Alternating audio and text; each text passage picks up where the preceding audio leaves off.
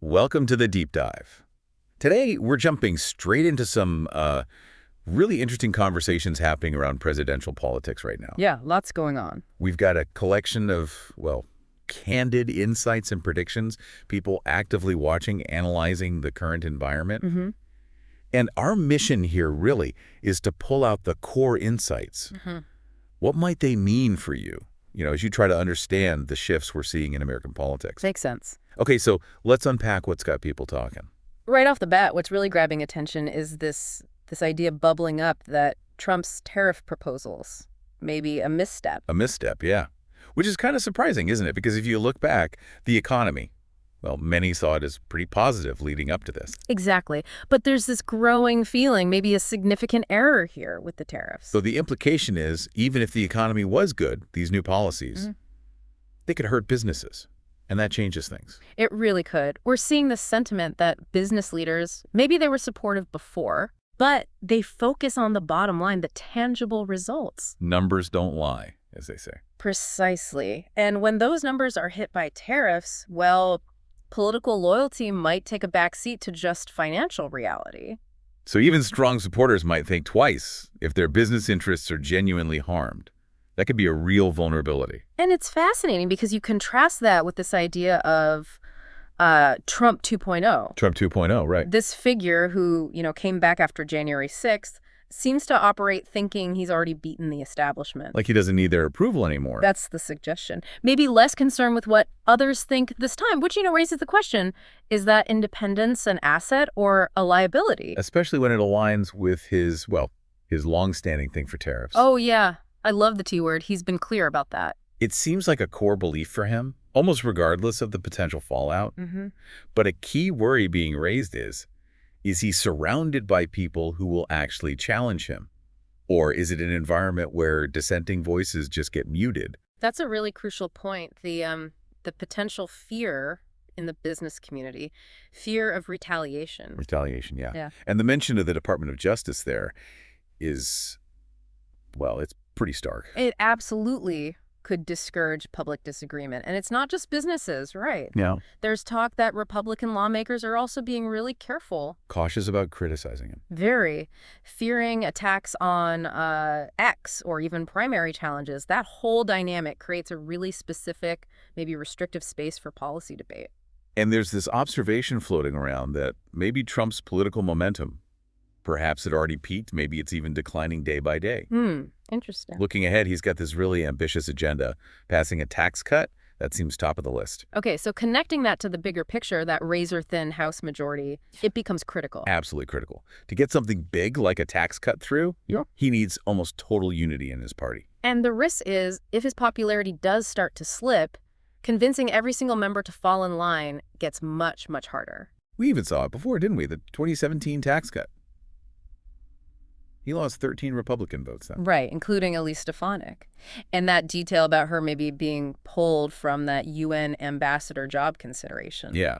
It just highlights how fragile that political capital can be, especially early in a potential second term. What's that say about the power dynamics? Well, it underscores the leverage she can wield, definitely, and the potential cost if you step out of line. So does fear play a big role? The discussion suggests it's been a significant factor in keeping Republicans together. But fear, it's unpredictable. How so? Especially if individual lawmakers start worrying about their own seats being at risk. Right. And then you throw in Elon Musk's shifting stance, from big financial backing to maybe stepping back from politics. That adds another layer of unpredictability. Absolutely. And you look at specific cases, like vulnerable Republicans in swing districts. Mike Lawler, upstate New York, for instance. Good example. You can see where that pressure could really build. If Trump's standing weakens even a little, those reps in toss-up areas have a big incentive to maybe distance themselves. Yeah. Protect their own skin. And his expected reliance on executive orders, that's another thing. To push his agenda through, yeah. It's a way around needing Congress, sure, but it opens the door wide open to legal challenges. Court battles. Exactly. And the thing to remember about the courts is their power to actually enforce rulings isn't just about the law books. It also depends somewhat on public and political opinion. You mean? Well, think about it. If a court makes a really controversial ruling, one that a lot of people strongly oppose, it can be much harder to actually implement effectively enforcement needs some level of buy-in. Okay, shifting gears a bit, Yeah. beyond just the economic policies. These conversations also touch on broader worries about, like, the principles of governance. Yeah. There's concern about DEI initiatives, diversity, equity, inclusion, potentially leading to expertise being sidelined for ideology. Ah, right. That taps into something that's been around, this sort of, well, suspicion of expertise, dismissing people with deep institutional knowledge as the swamp. The swamp, yeah. And the example that came up, a Fox News host maybe being Secretary of Defense, that really crystallizes the worry, doesn't it? It does. Prioritizing loyalty over perhaps deep experience in really critical jobs. And it's not just the top jobs. There was that discussion about what was called an insane practice, requesting classified info via a previously hacked email address, linked to Elon Musk's reported 5 things directive. Yeah, I saw that. That sounds risky. What are the potential consequences there? Well, the big worry is the heightened risk of major national security breaches, just lax procedures like that. Yeah. The fear is foreign adversaries, Russia, China, Iran, could exploit these weak points, compromise communications, maybe even on platforms like Signal if security isn't tight, Yeah. getting access to really sensitive intelligence. The analogy used was Belgium's past struggles with terrorism, porous borders, intelligence coordination problems. It's a stark reminder of what happens when security breaks down. Absolutely. I mean, a core U.S. strength has always been keeping secrets, maintaining trust with allies. If that erodes, The implications are huge. For national security, for international standing, huge. there is also a sort of more personal observation made about the relative youth, maybe inexperience of some people being talked about for really high-level positions. And connecting that back to effective governance, the concern isn't youth itself necessarily. Right. It's more about potentially lacking that deep understanding, the seasoned judgment, the historical context that often comes with more time in complex fields. So it reinforces that earlier point about yes, man, the risk of decisions made without real debate, without diverse, experienced views. Exactly. That seems to be the underlying anxiety. Okay, let's pivot now to the Democratic Party's future. The analysis we looked at suggests the last election wasn't just about votes, but maybe a bigger cultural shift too. Yeah, indicating potential blind spots for the Democrats in understanding the electorate. The idea that Trump rode the crest of both political and cultural currents. That's an interesting frame. It is. Suggests his appeal went beyond just standard politics. But the analysis also notes he still has that huge hurdle of overcoming his existing public image. And looking ahead, pocketbook issues, voter economic concerns.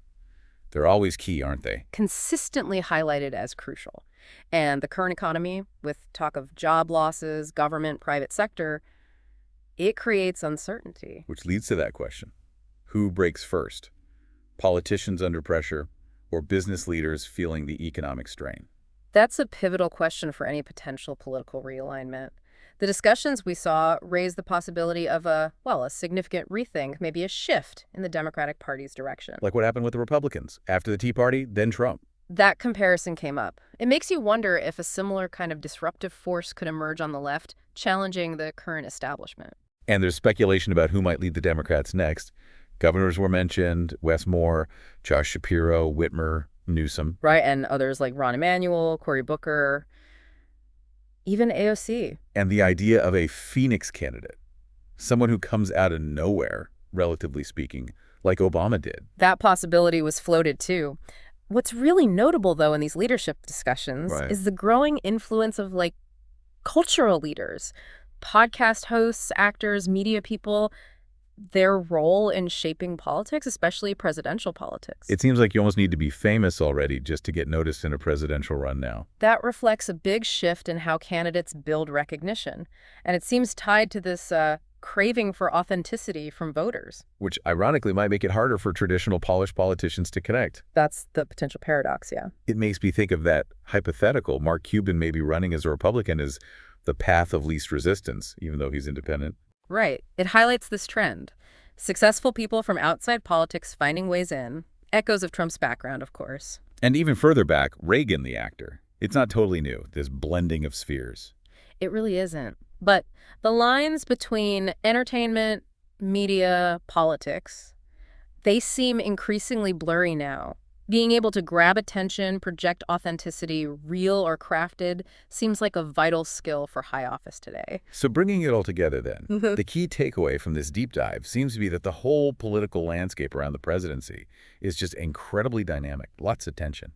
Yeah, across economic policy within the parties themselves, even fundamental questions about governing and security. And these strong forces could really trigger some significant shifts, maybe unexpected ones, in both major parties. Which leads us to a final thought for everyone listening. Given all these currents, the power of economic anxiety, the fragmented political consensus, the changing role of media and celebrity, what kind of leadership do you think will actually be most effective in navigating the challenges ahead?